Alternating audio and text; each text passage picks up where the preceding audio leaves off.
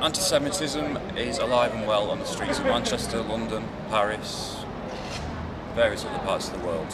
Why? It is part of the delegitimisation of Israel. It is part of delegitimising the Jewish people's right to live in the land of Israel, despite having lived there historically for thousands of years.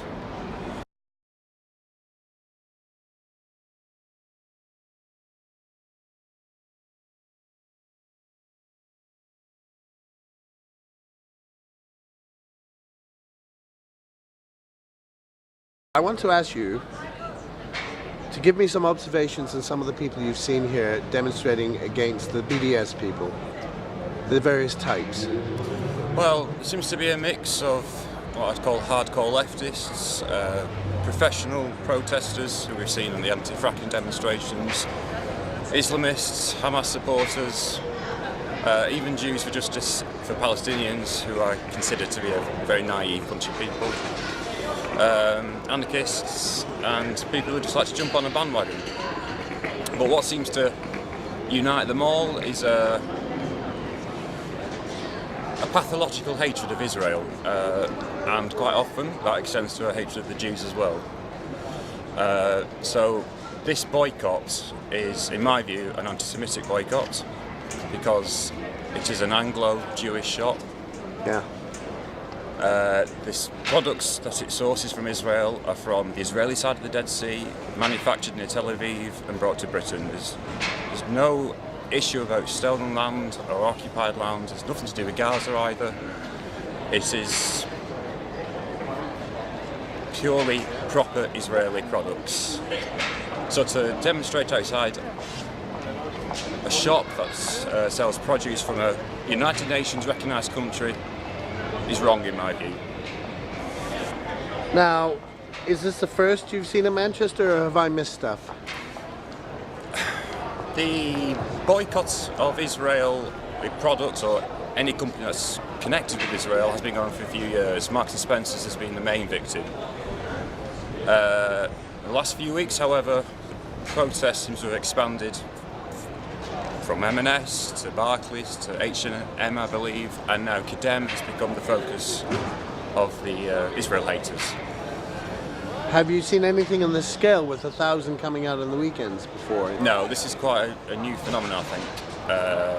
And what's also new is this is not. It used to be about Israel was in Gaza, Israel was in the West Bank. This is now about delegitimising the entire country of Israel. Have you talked to people who believe in a two-state solution, or are they more into from the river to the sea? Most of them are from the river to the sea. White people too? Sorry? The white people too? Seems to be. There's not many people who have come forward to say they support a two-state solution. There's some on the pro-Israel side who support the two-state solution, but most of the pro-Palestinian protesters are for a one-state Palestine. And what they don't answer is, if you want one-state Palestine, what do you do with all the Jews that live there? Okay. Would you say there's direct support for Hamas? On the weekends there seems to be direct support for Hamas, and a lot of people during the week deny it. What do you think, the people you've spoken with? To be fair, some of them are not pro-Hamas, although they're complicit in Hamas's crimes by just being here and protesting against an Anglo-Israeli shop. There are, however, a hardcore group of Hamas supporters who I've seen and witnessed. Slogans like "We love Hamas," "Israel will fall and Hamas will rise." That is quite obviously a pro-Hamas stance. Some of the people do support Hamas, not all of them, but as I said, by just aligning yourself with the pro-Palestinian side, then you are complicit with Hamas. Have you encountered, like I have, people who just say it's stolen land? Yes, this is a myth that I keep hearing over and over again, and it's a rewriting of history. There's no legal basis for them to say it's stolen land. And as I said before, this stolen land thing is now, it's not just about Judea and Samaria and Gaza. They are now saying that the entire land of Israel is now stolen land. So, what's their case? When you speak with people What's their case for the stolen land? What are they saying? They have rewritten history, and what they've done, they've provided a sort of a myth of Palestine, or a myth of a Palestinian people. They claim that Jews stole the land from the Palestinians in, let's say, 1947. The trouble is with that argument that there was no Palestine to steal, there were no Palestinian people to steal it from. It was British Mandate land to start with after the Ottoman Empire. It was only called Palestine in the first place because it was a Roman insult against the Jews after the fall of the Second Temple. The only state that has ever existed in that part of the world has been Israel. It was Kingdom of Israel, or Israel and Judea, and now the modern state of Israel. At no time since the Second Temple has there been a Palestinian state. Okay, yes, the Arabs obviously, a lot of these people, mostly from Middle Eastern backgrounds I've noticed, although some English, argue that it's been Arabs' land in perpetuity. No. You could say it's Jewish land in perpetuity, but not Arab. Arabs, with the rise of Islam from the 7th century onwards or thereabouts, took over various parts of the Middle East, but you couldn't say that before then there was an Arab people in Judea and Samaria or Israel. Saudi Arabia, it came from there. So the Arabs are not actually indigenous to Eretz Israel, land of Israel. And Jews, up until the Arab invasions, there were a substantial number of Jews still living under the Byzantines. Yeah. And briefly under the Persians. What did the Arabs do with the Jews when they got there in the 7th century? Well, the Arabs, when they met with Jews and Christians, the process really was a sort of to give them second-class citizenship. They're called dhimmis, and they had to pay a tax. It wasn't, to be fair, it wasn't quite like the Christian Crusades where they wiped everybody out. There were obviously some massacres, but basically Jews were given second status. Did many Jews convert to Islam? No, I do not think so. What about the Christians? No, I mean, obviously there were some conversions, but on the whole, I think there wasn't a case of full-scale conversion. No, it was a case of keeping some people in second-class status. There were also Arab Jews who had converted to Judaism in the previous centuries. Did they stay Jewish, or do you know what happened to them? The Jews that lived in the Arab world remained Jewish. No, but I mean there were some Arabs who converted to Judaism before the Arab conquest. Believe it or not. You better cut that because I'm not an expert on that. Okay, next. That's okay. So, Jews never left Israel No. under the caliphates or under the Ottomans. No, there's always been a Jewish presence in the land of Israel since the fall of the Second Temple. In fact, many Jewish communities returned to the land of Israel over the last 2,000 years. A lot of religious Jews, for example. So by the time of the early 19th century, Jerusalem had a majority Jewish population. Yes. So it has never been the case that Zionism suddenly brought a Jewish influx in the early 20th century. Jews have been emigrating to the land of Israel for a long, long time. There was an increase in immigration at the end of the 19th century. And when these Jewish communities came to the land of Israel, they found there were a few 100,000 Arabs around. It's a very sparsely populated area, and it wasn't really until the Jewish Zionists moved in that other Arabs actually followed in, because When did that start? probably late 19th century, early 20th century, the Arabs from surrounding nations, Egypt, Syria, etc., found that Jewish living standards were much higher and paid better wages. So a lot of people who say they're Palestinian are actually from other Arab countries who came in after the first Zionists. Prior to that, were there the Arabs of Palestine during the time of the Ottomans, were they Bedouin mainly? Yes, a lot of them were Bedouin. I mean, it wasn't like there was a sort of Arab civilization in Eretz Israel. It was very Bedouin. A lot of sort of sparsely populated villages. The Jews didn't go in and take over the villages. They built around them, you know. And as I said before, a lot of Arabs came in after the first Zionists. Yes, the population of Palestine prior to the late Ottoman years grew massively. As the Jewish population grew, the Arab population That's true, grew. yeah. And Tel Aviv was built during the time of the Ottomans. It was a Jewish city. Well, Tel Aviv was built decades before the State of Israel was established, which gives you some indication of how strong the Jewish presence was before the State of Israel was born. And there's obviously a lot of films of made during the 1920s of all the Jewish development that was happening there at the time. And a lot of Arabs were selling their lands to Jews. There's documented proof for that all that Jewish land was purchased.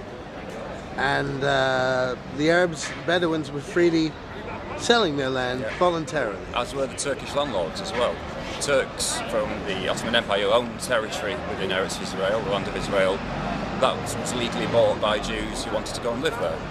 So there was no sense of stealing at all. It was land was legally bought and developed. I mean, remember that it was a malaria-infested slum, to be honest, until the Jewish Zionists got there, and they worked the land. They turned it into something productive. And that was starting around the turn of the century. Yes, it was. Yeah. Now, did you read the Mark Twain? Yes. Yes. And other observations of the 19th century saying that you could go for miles and not see anyone in such a small country. It's very sparsely populated, yes. Were there Jews in what is today Jordan at the time? Yes. There were Jews in Jordan, but they were kicked out. What, in the 20s? Yes, the idea was that with the creation of Transjordan, which was supposed to be part of the Jewish mandate, Jews weren't allowed to live there. And furthermore, Jews were living in what we call Judea and Samaria, which some people call the West Bank. In Hebron, for example, they were kicked out or massacred in the 1920s, 1930s. And during the Jordanian rule of the West Bank, Jewish culture was destroyed, Jewish cemeteries were destroyed, synagogues were destroyed. Basically, the Jordanians tried to eradicate proof of Jewish existence. Yes, and they didn't completely succeed, did they? No, of course not. Because Hebron is the oldest Jewish city that we know, isn't it? Yeah, and it's also the second holiest place within Judaism. And there was a slaughter of all 60 or 70 odd Jews living in Hebron in 1929 in a Yes, pogrom. I believe it was 67 Jews were killed by Arab gangsters, and the rest were kicked out. And which is why, if I may add, why Jewish settlers have been quite keen to get back into Hebron, because they believe it's a way of reconnecting with that lost community, which was a very old community. now, Paul Johnson, in his book History of the Jews, observed quite smartly that it was ironic that when Israel came into existence, it was the old lands of the Philistines that the Jews developed, and the Arabs got, as a result of Jordan, the ancient land of Israel, in Judea and Samaria. Yes. Now, the next question I'd like to ask you is relations between Arabs and Jews in the early 20th century. What were they like before the advent of al-Husseini? From the late 19th century, there were cases of some anti-Jewish sentiment and massacres, but it wasn't really until al-Husseini was put into power by the British that Arabs or Arab gangs turned actively against the Jewish community. Al-Husseini, who went on to become an ally of Hitler, he stirred up the Arab Revolt, for example, in 1936. He was behind the Hebron massacre and other massacres of Jews. It is possible, if it wasn't for Al-Husseini, that Jews and Arabs might have lived a bit more peacefully together, but that we don't know, because there were cases, documented cases, where Arabs were abusive towards Jews. So it was racial conflict to a degree. Racial and religious. Okay, so the religious conflict, that is actually, we underestimate the religious conflict, do we?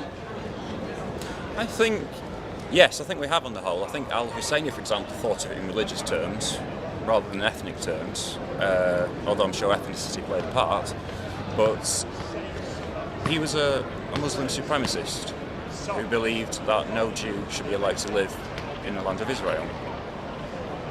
Al-Husseini, he was appointed by the British, and he was supposed to be a moderate, and he turned out not to be a moderate. In fact, he turned out to be an extremist. Turned out to be a Nazi as well. Turned out to be a Nazi. What is it true that a lot of Arab moderates were murdered by Al-Husseini? Yes, I mean, he murdered lots of people, to be honest. And murdered quite a lot of his opposition, and of course he murdered a lot of Jews, which is perhaps the most significant element of this. And the Arab Revolt of 36 to 39. Yes. That was the turning point, wasn't it? It was. A lot of things had led up to it, like the Hebron massacre, for example, in 1929. But the Arab Revolt of 36 was, which I believe was backed by the Nazis, funded by the Nazis. Yes. Yes, it was a turning point in terms of Jewish relations with the Arabs. It was a very violent time. And do you know much about how the British government reacted to that? The British, unfortunately, tended to have a look the other way, or blame the Jewish people, or the British government's policy, I think, was to sort of,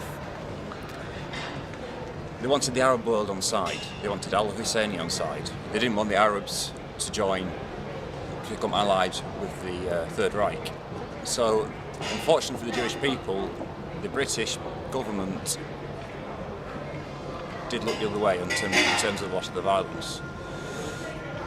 And you know about there was the Peel Commission. That was the first time we saw a map which divided up 1936. Yeah. Yes. The two-state solution. The two-state solution was mostly Arab, wasn't it? Yes.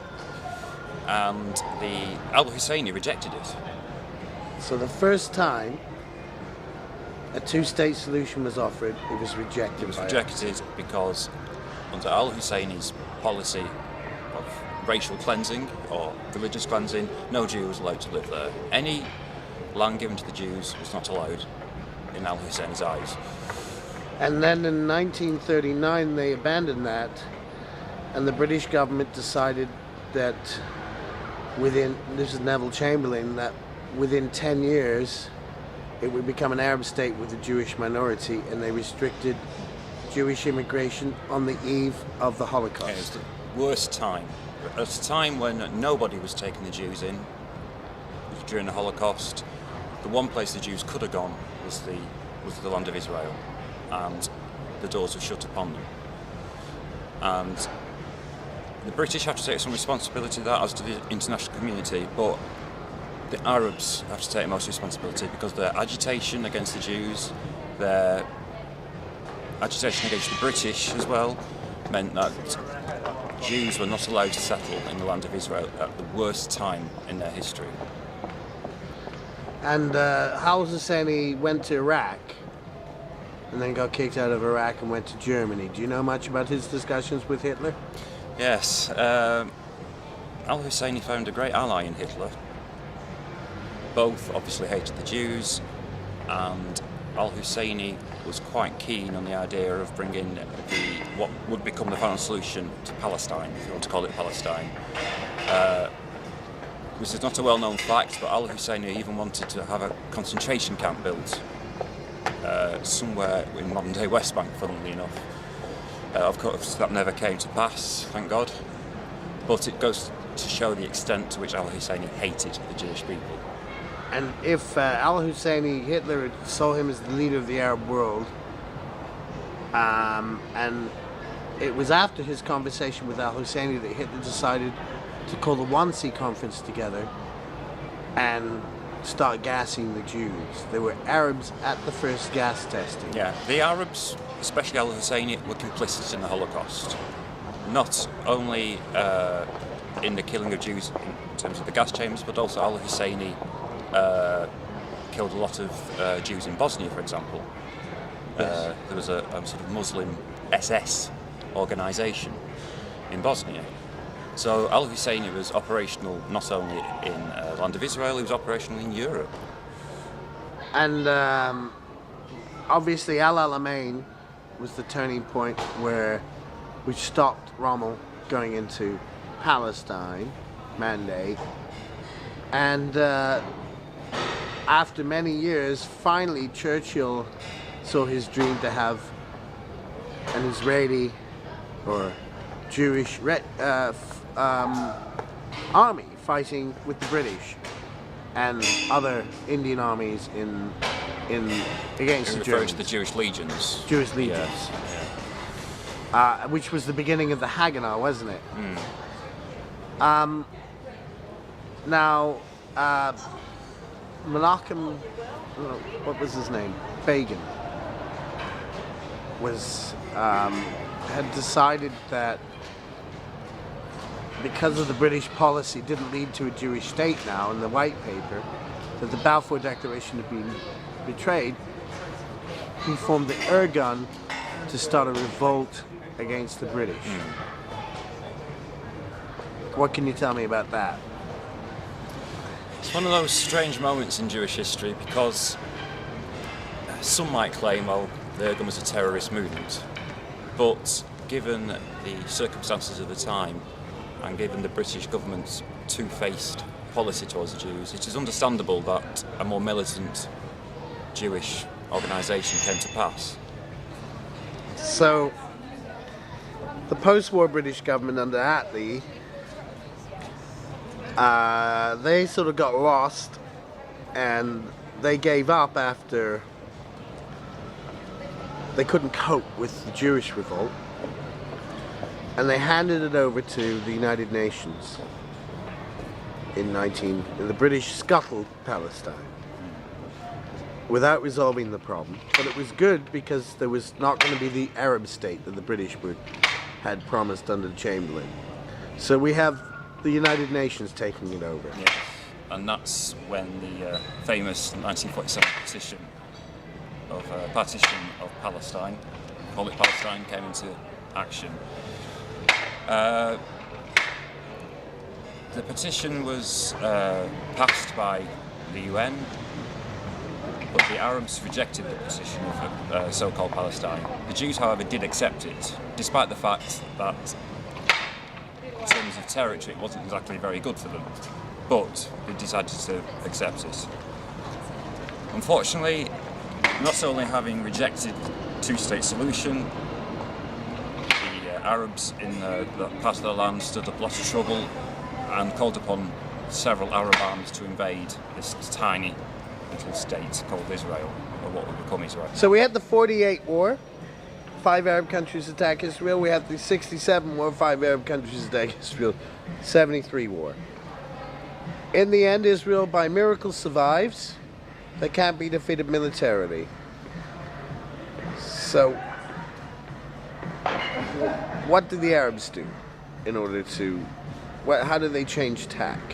Right, after 48, 67, 73, the Arabs realised they cannot defeat Israel militarily. So, they changed tack by inventing the myth of the Palestinian people. Unable to defeat the Israelis militarily in 48, 67 and 73, the Arabs have to take a new direction in terms of defeating Israel.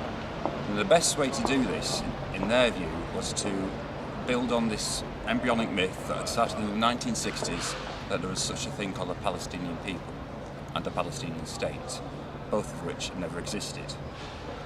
But inventing this Palestinian people myth was a good way of delegitimizing Israel's very existence. The Palestinian people myth came about largely due to Yasser Arafat, possibly under the direction of Moscow, to delegitimize Israel and to create a sense in world opinion that there was a Palestinian people who were oppressed, who had been kicked out of their land, and by being able to change the world opinion against Israel, the Arabs hoped that that would be sufficient to delegitimize Israel in the eyes of the world. So Arafat, obviously, he went to Jordan and tried to revolt against Jordan, the Hashemites, and that he got kicked out after Black September. Yeah. And more Palestinian Arabs, his people, were slaughtered by the Arabs and never got murdered by Jews in any of the wars. And then he went to Lebanon and tried the same thing. Yes. Now, Pass along. the thing here is that obviously at this point, prior to the Camp David and Carter and Begin and the peace treaty, Israel is full proper Israel. During that time, do you remember what relations were like within Israel between the Arabs and the Jews under United Israel? Yes, within Israel proper, Arabs and Jews had equal rights. There was no sense of the Arabs being a second-class citizen. That was not the case at all. There was a case of the IDF permitted the Arabs not to join the IDF because of the word about dual loyalty. But on the whole, Palestinians were allowed to live peacefully within Israel. A further point is that after '67, the Arabs who lived in Judea and Samaria were actually quite happy to live alongside Jews.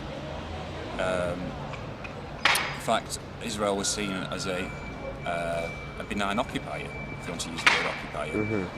It wasn't really until Yasser Arafat started stirring up a lot of the trouble.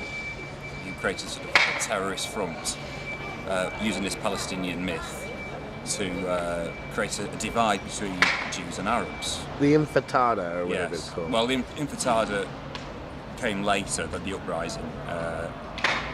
Yasser Arafat's political motivations were well in place before the Intifada. Now, so the 1993 Oslo Accords, which legitimized or got Israel to recognize the PLO, is that really the turning point that's led to what we've got today? It was a disaster when we look back on this. Israel was pushed into a situation where, because of the Americans, it had to recognise the PLO. But that, once again, legitimised Yasser Arafat's position. And, in a sense, it carved up parts of the West Bank. You know, Jericho was given to Palestinians, and certain security arrangements were made. So, obviously, the Oslo Accords led to an offer of a Palestinian state to Arafat, most of the West Bank, and he turned it down. It was the second Intifada. How does this lead to the BDS movement? Well, it's quite clear from Yasser Arafat's rejectionism. He obviously didn't want a two-state solution. That was never on his agenda. He might have said that to the Americans, but in reality, he didn't want a two-state solution. He wanted a one-state solution. But he couldn't have that, obviously, because Israel is not going to give up. So, on the basis of the Palestinian people myth, he then creates leads to a boycott and divestment and sanctions movement. This is a sort of economic and cultural pogrom against the Jewish people, against Israel. It has had the terrible effect of turning world opinion against Israel, and it is now on the streets of Manchester, London, Paris and other parts of the world where Jewish businesses, Israeli businesses are under threat from this economic and cultural boycott.